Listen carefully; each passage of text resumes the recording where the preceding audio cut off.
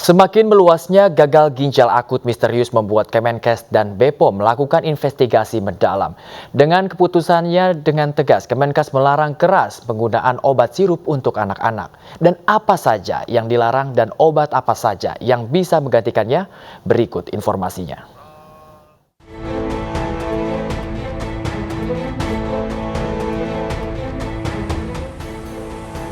Kementerian Kesehatan untuk sementara meminta tenaga kesehatan untuk tidak meresepkan obat-obat dalam bentuk sediaan cair atau sirup. Larangan ini berkaitan dengan munculnya kasus gagal ginjal akut misterius yang menyerang anak-anak. Kemenkes, BPOM, IDAI, ahli epidemiologi, ahli farmakologi, dan pusat laboratorium forensik melakukan berbagai tes laboratorium untuk mengetahui penyebab pasti kasus gagal ginjal akut misterius. Sehingga untuk sementara waktu, Kementerian Kesehatan meminta pada seluruh tenaga kesehatan, fasilitas pelayanan kesehatan tidak memberikan resep obat-obatan dalam bentuk sediaan cair atau sirup sampai hasil penelusuran dan penelitian tuntas. Ditambah menginstruksikan agar seluruh apotek tidak menjual obat bebas maupun obat bebas terbatas dalam bentuk cair untuk sementara waktu kepada masyarakat. Untuk meningkatkan kewaspadaan dalam rangka pencegahan, Kementerian Kesehatan sudah meminta kepada seluruh tenaga kesehatan di fasilitas pelayanan kesehatan untuk sementara ini tidak meresepkan obat-obat atau memberikan obat-obat dalam bentuk sediaan cair atau sirup sampai hasil penelusuran dan penelitian tuntas.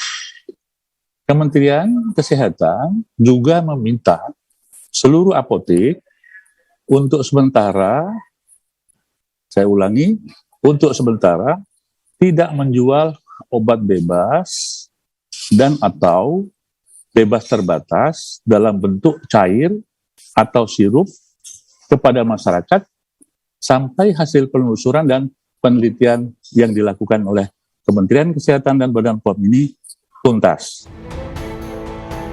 Sebagai alternatif bisa menggunakan dalam bentuk kesediaan lain seperti tablet, kapsul, substorial, dan lainnya. Misalnya obat anti epilepsi atau lainnya yang tidak dapat diganti sediaan lain, harap konsultasikan dengan dokter spesialis anak atau konsultan anak. Yang ketiga, jika diperlukan, tenaga kesehatan dapat meresepkan obat pengganti yang tidak terdapat dalam daftar dugaan obat terkontaminasi atau dengan jenis sediaan lain seperti suppositoria yang dimasukkan ke dalam anus, atau dapat mengganti dengan obat puyer dalam bentuk tunggal atau monoterapi. Pelarangan pemberian obat sirup atau cair bukan hanya parasetamol, karena berdasarkan dugaan sementara penyebabnya bukan hanya dari kandungan obat saja, namun kemungkinan terkait komponen lain di dalamnya. Obat turun demam itu isinya sebetulnya parasetamol. Tetapi kita kan kalau beli yang sudah sirup, itu kan parasetamolnya tidak lagi murni. Ada pemanisnya, ada perasanya, ada pengawetnya. Kita tidak tahu apa yang dimasukkan oleh pabrik. Bahkan ada zat-zat lain yang dibuat sedemikian rupa sehingga anak merasa nyaman, tidak rewel, tidak gelisah, ya kan, bisa tidur ya. Kita nggak tahu apa yang dimasukkan ke dalam situ.